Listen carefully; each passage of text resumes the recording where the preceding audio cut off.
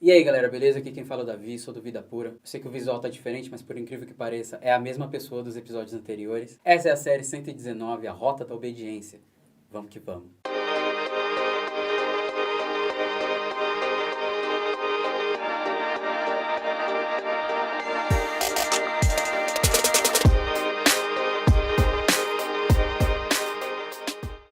Bom, esse é o sexto episódio dessa série que busca compreender e nos despertar para a importância de entender do que se trata a verdadeira obediência a Deus e a sua palavra, tendo como base o Salmo 119. Se você tem acompanhado os episódios anteriores, você já entendeu que o Salmo 119 foi escrito em formato de acróstico no seu original. Em cada bloco de 8 versos, as frases, os versículos, começam com uma das letras em sequência do alfabeto hebraico. E isso ajudava a memorizar muito mais rapidamente a palavra, e com isso também a assimilação do texto, o que influenciava diretamente na construção dos hábitos, ou seja, na construção de uma vida diligente na obediência à palavra de Deus. O Salmo 119 é pura obediência a Deus. E nesse episódio nós vamos meditar nos versículos 41 ao 48, que começam com a letra hebraica Vav. E o texto diz o seguinte: que o teu amor alcance-me, Senhor, e a tua salvação segundo a tua promessa. Então responderei aos que me afrontam, pois confio na tua palavra. Jamais tires da minha boca a palavra da verdade, pois nas tuas ordenanças depositei a minha esperança. Obedecerei constantemente a tua lei, para todo o sempre. Andarei em verdadeira liberdade, pois tenho buscado os teus preceitos. Falarei dos teus testemunhos diante de reis, sem ficar envergonhado. Tenho prazer nos teus mandamentos, eu os amo. A ti levanto minhas mãos e medito nos teus decretos. No episódio anterior, nós entendemos que só na verdadeira obediência a Deus e a sua palavra, nós encontramos verdadeiro contentamento e verdadeira satisfação. E que o fato de não ser suficiente para o nosso contentamento ter Jesus em nossa vida, sendo necessárias tantas outras coisas para nos sentirmos preenchidos, só mostra o quão idólatra é o nosso coração. E como é distorcido e falso o que consideramos ser o evangelho que dizemos viver. E por isso vamos continuar seguindo nessa trajetória trilhada pelo salmista até aqui do Salmo 119, para que a gente possa entender como então deve ser a nossa vida, e para que a gente não se enquadre nessa realidade, dessa vida baseada em idolatria e nutrida por um pseudo-evangelho. No último verso do episódio anterior, o versículo 40, o salmista expressou: como anseio pelos teus preceitos, preserva a minha vida por tua justiça. Ou em outras traduções, eis que tenho suspirado pelos teus preceitos. Vivifica-me por tua justiça. E no versículo 41, ele pede que o amor de Deus o alcance, e com isso que ele seja salvo. Então, ele diz no versículo 42 que ele responderá aos que o afrontam e o perseguem, pois sua confiança está na palavra de Deus. Se a gente parar para comparar um pouco essa fala do salmista com alguns posicionamentos anteriores dele, a gente vai ver que antes o salmista falava sobre as perseguições e as afrontas que sofria num tom de reconhecimento da presença do medo, porém tendo confiança em Deus, em busca de coragem para não ceder ao medo, pois Deus era e é melhor. Agora, ele parece ter tido essa confiança aumentada, tendo o tom mudado para uma coragem santa e sólida, firmada na maturidade que vem dessa confiança em Deus. E ele atribui ao amor de Deus os créditos de ser o responsável por essa transformação na vida dele. E por esse amadurecimento de confiança no seu relacionamento com Deus, que faz nascer nele uma coragem santa e cheia de sabedoria, possibilitando que ele tenha agora uma base de vida firmada na palavra de Deus para responder corretamente aos que o perseguem e o afrontam. Aquele que estava morto, pedindo por vida para obedecer a Deus, como vimos no terceiro episódio, e que recebeu nova vida, nascendo de novo, passando a experimentar a verdadeira obediência e comprovando, enquanto uma criança de Deus, o quanto a vontade de Deus é boa, perfeita e agradável, passando a ter nessa vontade o seu contentamento e a sua satisfação, como vimos no quarto e no quinto episódio, agora demonstra estar começando a experimentar o amadurecimento que é resultante dessa vida em obediência verdadeira e diligente à vontade de Deus. E tudo isso graças ao amor de Deus que o alcançou e o salvou. Como Deus promete fazer em sua palavra, todo aquele que se arrepender de sua antiga vida e crer em seu evangelho, honrando e obedecendo enquanto seu único e suficiente Salvador e Senhor. Como diz 2 Crônicas 7,14. Se o meu povo que se chama pelo meu nome se humilhar e orar, buscar a minha face e se afastar dos seus maus caminhos, dos céus o ouvirei, perdoarei o seu pecado e curarei a sua terra. E é este mesmo impressionante, eterno, incondicional, inexplicável e perfeito amor de Deus que está agora aperfeiçoando o salmista, tirando dele tudo aquilo que não procede de Deus e gerando nele o caráter de alguém que vive verdadeiramente em obediência a Deus. Romanos 5, do 1 ao 8 diz: Tendo sido, pois, justificados pela fé, temos paz com Deus, por nosso Senhor Jesus Cristo, por meio de quem obtivemos acesso pela fé a esta graça, na qual agora estamos firmes, e nos gloriamos na esperança da glória de Deus. Não só isso, mas também nos gloriamos nas tribulações, porque sabemos que a tribulação produz perseverança, a perseverança, um caráter aprovado, e o caráter aprovado, esperança. E a esperança não nos decepciona, porque Deus derramou o seu amor em nossos corações, por meio do Espírito Santo que ele nos concedeu. De fato, no devido tempo, quando ainda éramos fracos, Cristo morreu pelos ímpios. Dificilmente haverá alguém que morra por um justo, embora pelo homem bom, talvez alguém tenha coragem de morrer. Mas Deus demonstra seu amor por nós. Cristo morreu em nosso favor quando ainda éramos pecadores. E com isso chegamos a mais uma verdade importante nesse processo. A verdadeira obediência é resultado do amor de Deus em nós. E a primeira coisa que vemos o amor de Deus fazendo no salmista é libertá-lo de seus medos e amadurecer a sua confiança em Deus. 1 João 4,18 diz: No amor não há medo. Ao contrário, o perfeito amor expulsa o medo, porque o medo supõe castigo. Aquele que tem medo não está aperfeiçoado no amor. E através dessa confiança agora amadurecida em Deus, as atitudes do salmista começam a se tornar mais sólidas. Ele está sendo aperfeiçoado no amor. Ele não só recorre simplesmente agora ao livramento da parte de Deus, da afronta que o apavora, como ele disse no versículo 39, no episódio anterior, mas busca no agir do amor de Deus em sua vida através da palavra de Deus, a força, a sabedoria, o alicerce e o embasamento correto para que responda àqueles que o afrontam por sua vida de obediência verdadeira a Deus. Pois ele entende que assim como Pedro disse em 1 Pedro 3,15, nós temos que estar sempre preparados para responder a todo aquele que nos pedir a razão da nossa esperança, santificando Cristo como Senhor em nosso coração. Afinal, como também Paulo disse em Romanos 8,15, nós não recebemos um espírito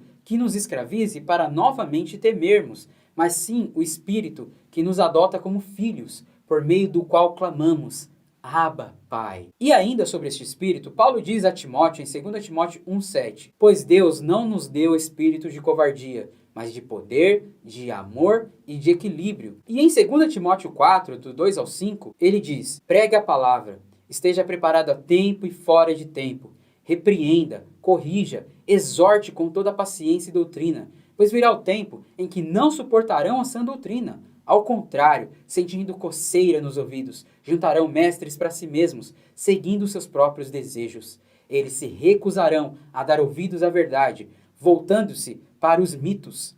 Você, porém, seja moderado em tudo, suporte os sofrimentos, faça a obra de um evangelista, cumpra plenamente o seu ministério. De verdade, você se sente preparado para responder a todos a razão da sua fé e da sua esperança? De que lado você está nesse quadro? Dos que pregam a palavra e se submetem a ela, falando dela e vivendo de verdade ela na prática, independente das caras feias daqueles que não suportam o verdadeiro evangelho, que rasga o ser humano de ponta a ponta expondo quem ele realmente é, e assim cura de verdade a sua ferida existencial desde o mais profundo do seu íntimo, como diz em Hebreus 4,12, e assim o liberta verdadeiramente através do conhecimento da verdade absoluta sobre todas as coisas, que é Cristo, a palavra viva de Deus, como Jesus disse em João 8,32 e em João 14,6? Ou você se enquadra nestes que não suportam a sã doutrina e, sentindo coceira nos ouvidos, ajuntam mestres para si mesmos de acordo com seus próprios desejos? Quem é você nesse quadro? O salmista é enfático e sólido em sua resposta a essa questão. No versículo 43 ele diz: jamais tires da minha boca a palavra da verdade,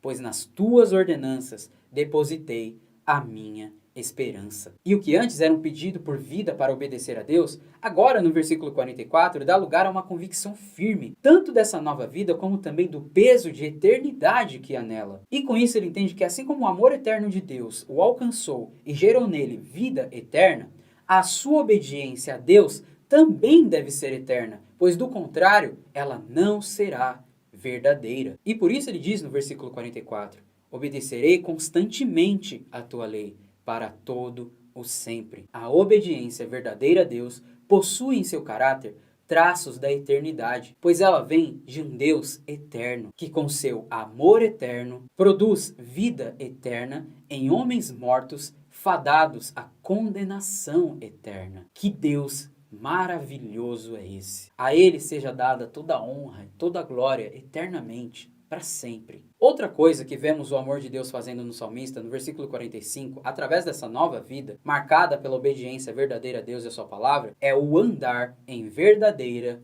liberdade. A liberdade tão sonhada, tão buscada pelos seres humanos e que só pode ser encontrada verdadeiramente em Jesus. E vendo esse texto, confirmamos uma coisa que já foi dita aqui na série e que é muito dita em vários materiais do Vida Pura. Andar em verdadeira liberdade nunca, jamais deve ser o nosso foco, o nosso alvo, o nosso objetivo final. Nessa nossa luta que travamos contra o vício da pornografia e da imoralidade sexual e a favor da santidade. O nosso foco deve ser sempre Jesus. Andar em verdadeira liberdade é consequência do processo de viver em verdadeira submissão, rendição e obediência a Jesus e a sua palavra. E agora que o amor de Deus gerou nele vida eterna e cheia de propósito, marcada pela obediência verdadeira a Deus e a sua palavra, o libertou da escravidão dos seus medos, amadurecendo a sua confiança em Deus, tendo produzido nele o andar em liberdade de si mesmo, tendo Cristo como único foco, ele quer proclamar a todos o poder desse amor. Afinal, como peregrino nessa terra que ele já reconheceu ser, no versículo 19, lá no terceiro episódio, ele demonstra agora, no versículo 46, uma verdade muito importante e profunda no processo de entendimento dessa vida vivida em verdadeira obediência a Deus. O Evangelho é o verdadeiro idioma daqueles que verdadeiramente nasceram de novo. Quer entender melhor? Pega uma pessoa que desde pequena até a fase adulta sempre morou na Rússia. Traz ela para passar um tempo no Brasil. Por mais que depois de um tempo ela aprenda a nossa língua e se torne até fluente nela, a gente sempre vai perceber alguns traços de um sotaque russo nas pronúncias das palavras que essa pessoa disser. Mas diferente de alguém que aprende na prática uma linguagem até se tornar fluente nela, com o Evangelho não funciona assim. Não é um idioma que se aprende pela prática. Você só passa a tê-lo como seu idioma nascendo de novo. Aqueles que verdadeiramente nasceram de novo não conseguem, de alguma forma, não incluir Cristo e o Evangelho em sua comunicação. Seja qual for o assunto, aqueles que conhecem a verdadeira vida que só Deus pode dar, sempre irão, de alguma forma, exalar o Evangelho. Eles têm sede por falar do seu Deus. Eles pensam nele o tempo todo. Eles já não pensam mais, será que eu posso isso? Ah, mas por que eu não posso fazer aquilo? Não, agora o pensamento deles é, será que isso vai agradar o coração do meu amado? Será que o que eu estou fazendo tem causado sorrisos em Deus? Será que a minha vida tem agradado o coração de Deus? Eles estão profundamente tomados pelo amor de Deus e querem a todo custo falar de Deus e do seu amor. O Evangelho agora já não é só mais uma base de conhecimento. Não é só mais um assunto na roda de amigos. Não é só mais um item de intelecto. O Evangelho se tornou o seu idioma. E antes que alguém possa falar, ah, mas aí já é fanatismo. Para de ser hipócrita. A gente enche a boca para falar de 300 mil assuntos que são inúteis e não acrescentam em nada na nossa vida. Nós somos muito fiéis aos nossos ídolos dessa terra. Passamos horas e horas e horas consumindo pornografia e todo tipo de entretenimento. A pornografia está em tudo que consumimos. E jamais pensamos, mas isso é fanatismo sexual, pois não há problema nenhum, em se afundar na lama do pecado trancado no banheiro durante horas. Mas é só chegar alguém falando de Bíblia e querendo estragar nossa diversão pós-culto, que a gente já tem essa pessoa como um fanático. E é claro que existe sim o fanatismo religioso, mas essa aqui não é a questão. O que está sendo dito aqui é algo que excede a própria compreensão humana. Se trata, como Paulo disse em Romanos 1,16, do poder de Deus para a salvação de todo aquele que crer. E por isso, assim como Paulo diz em Romanos 1,16, o salmista diz que falará da palavra de Deus sem ficar envergonhado, mesmo na frente de reis. Pois como ele declara no versículo 47, ele tem prazer na palavra de Deus. E mais, ele revela que agora o seu contentamento em Deus tem se tornado amor a Deus. E ele termina esse bloco em profunda adoração a Deus, dizendo, a ti levanto as minhas mãos e medito nos teus decretos. Ou seja, o amor de Deus que o alcançou resultou nele também amor em retorno a Deus, demonstrado e manifestado através de uma vida verdadeira de obediência a Deus, gerada nele pelo grande amor de Deus. Pois como disse João em 1 João 4,19, nós amamos porque ele nos amou primeiro. E por isso nós somos o Vida Pura e não desistimos da santidade, pois ela é o resultado do amor de Deus em nós. E aí, vamos juntos lutar por ela? Até o próximo episódio.